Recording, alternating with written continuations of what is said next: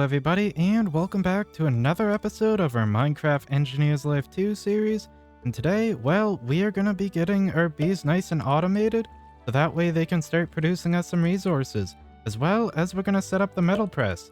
So grab yourself a snack or drink, and let's jump on into today's episode. So in the last episode, we went ahead and we set up a bunch of water wheels so we could produce a little bit more RF, and guess what? As it turns out, it produces a lot more than I thought. So if we take a look at this thing here, as you can see, this battery is full. This one's full. That one's full. And it's same for the other side there as well. Yeah, basically all the batteries and stuff are full. It's generating a lot more than I thought, which is absolutely awesome.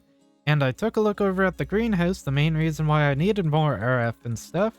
And as it turns out, the centrifuge is completely full as well. So today, we're going to hop on over there. That is what we're going to do at the beginning here. And we are going to see how many more centrifuges we can hook up for all the bees.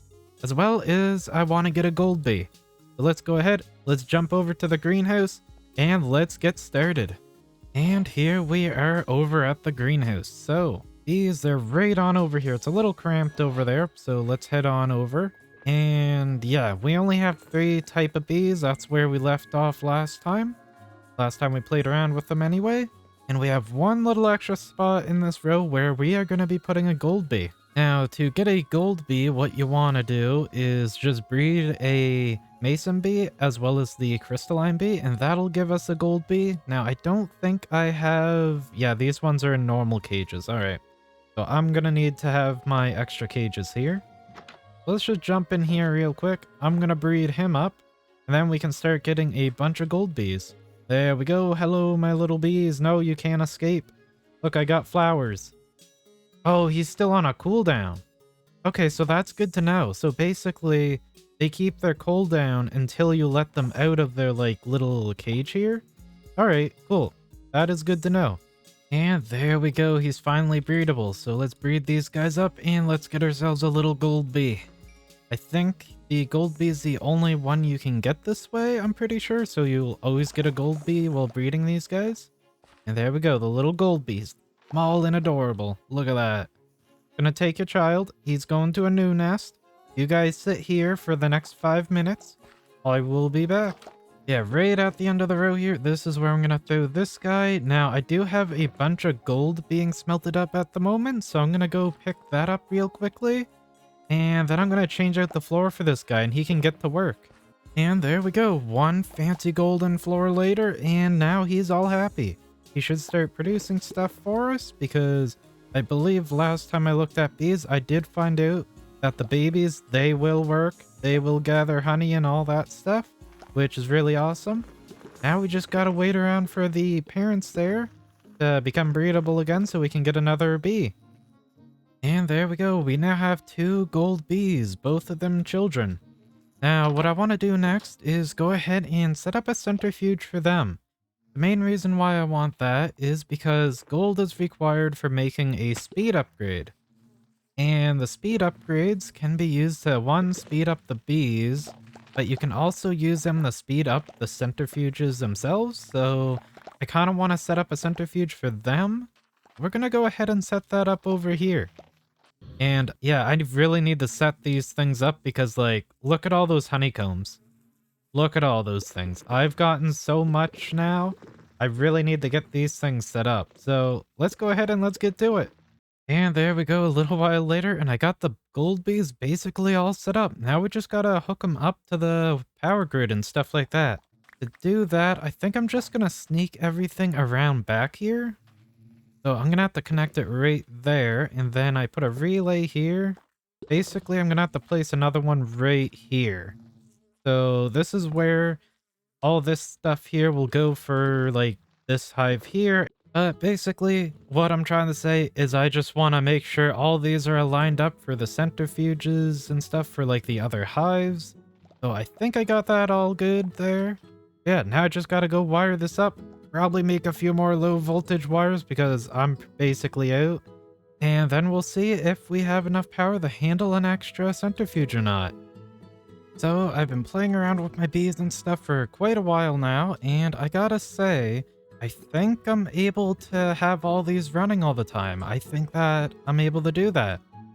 Now, the water wheels, they are slowly gaining energy last time I checked, so I think this is all good, and judging by this is completely full and filling up with honey, so I think we're generating enough power to actually keep these up and running, so that's pretty awesome. But anyway, I went ahead and, as you can see, I kind of redesigned all this, so let me sort of run you through what I did. So the first major difference is back here. I actually went ahead and I have a place where we can just collect the normal combs and stuff in case I ever need them for like building and stuff. And then the other thing I did is basically the honey and stuff from up in the hives here will actually just go straight down into here rather than going through the system here. The only honey bottles that go through, like, all of this stuff here is from the centrifuge, and that just goes up to the honey generator, and then the bottles go back up to the centrifuge. The reason why I did that is because a lot of the honey bottles from up from the nest and stuff would come down, and then they'd all get stuck, like, trying to get it into, like, the centrifuge and stuff, and end up despawning. This way here, the centrifuge will only ever have 16 bottles in it, and yeah, it'll just keep going back and forth between the generator and the centrifuge as it gets honey bottles and stuff. The next thing I did here is basically I added this. This is kind of storage for fuel. Right now it's empty, but I've been using sticks basically to just fuel everything. Later on, I might go ahead and set up like a bamboo farm or something like that. I think that'll be a good way to fuel all this stuff. But for right now, I'm just using sticks to smelt up all the stuff I'm gonna end up needing. And yeah, this here just inputs the grit right into this hopper. That goes down here and yeah, just brings all the golden stuff right here. And it's basically copy and paste everything there for each and every one of these now. Except for this one, which doesn't produce any ores or anything, it just produces honey.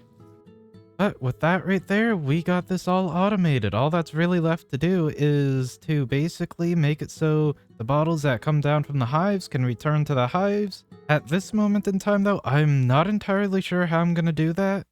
That's something I'm gonna have to figure out later on. And the other thing we gotta do is a fuel thing, which means we need to set up a bamboo farm. And to get a bamboo farm, well, I'm hoping we can use garden cloches. I'm not too sure if we can, but I'm pretty sure we should be able to. And garden cloches, they require plates, which means, yeah, it's probably a good idea we set up a metal press. So I think that's what we're going to do next. Because right now, basically, it takes 2 ingots to create a plate. And so I want to cut that down to 1 with a metal press. So that right there is what we are going to be doing right now. We're going to head on over to the water wheels there, and we are going to get started on making ourselves a metal press. So let's go ahead and let's jump on over there. And here we are at the water wheels. So I want to go ahead and throw every machine I make back here. That is the plan, right behind the water wheels in this cave here. And well, the first machine we are going to be putting back here is obviously going to be the metal press. That is the plan anyway. Now, in order to make the metal press, we have to craft up a lot of different stuff like alloy kilns, blueprints, all that kind of stuff. Making things a lot cheaper to make, so I think what we're gonna do is go ahead and jump on into a quick time lapse, and let's get everything done.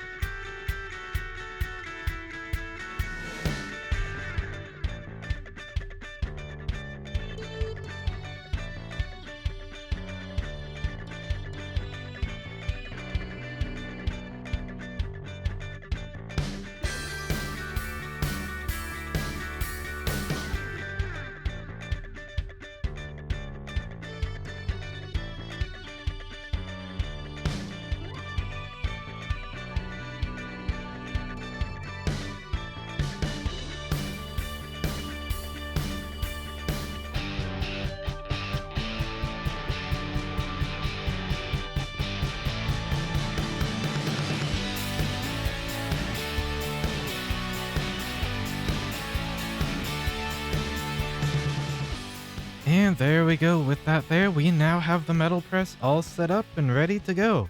Now we just gotta make like the plate molds or whatever they're called. But I gotta say something. Those projectors that I used there to build this thing, those were all over the first engineer's life. Like every machine had their own separate one, and I never used them. Oh, and guess what? I only ever used the book, and now I feel like an idiot because those things are so useful. Especially when you get to those big machines, that's gonna make like remembering where to put everything so much more easier. But anyway, let's go ahead and let's make those metal press mold things. So to do that, well, you need to have some blueprints. So for that one there, it's just metal press molds. You can craft them in this engineer's life, which is really nice. And you need 3 plates, I believe. That's what the recipe said. I want to make the plate one first, but it looks like I need something else. I think, if I remember correctly, it was wire cutters? Yeah, there we go. Nice, and now we have the plate mold. And we just gotta go ahead and we just right click it on. No, not shift. Yeah, there we go. And with this here, well, we can just go ahead. Well, just put like, I don't know, 8 items in. There we go, 8 items, and perfect. And there we go, 8 plates. And to make 8 plates before, we would have had to use 16 plates. Or 16 ingots, not plates. So we are saving a lot on resources by using the metal press. So I decided to go ahead and craft up all the other metal press molds and stuff, so that way there, well, if we need to craft anything, we can. But anyway, that right there is going to be it for this episode. So now that we have the metal press set up, we can start making like plates and all that kind of stuff a lot more cheaply, which is awesome. So I think in the next episode, we're going to jump a little more into immersive engineering and start getting some of the bigger machines ready. More specifically, I want to start making my way to biodiesel. But like I said, that is going to be it for this episode. So thank you very much for watching. If you're new, then don't forget to subscribe for more modded Minecraft in the future. And if you enjoyed this episode, then don't forget to hit that like button. But that is going to be it for me for today. So thank you all for watching, and I will see you in the next episode. Until then, have fun, everybody.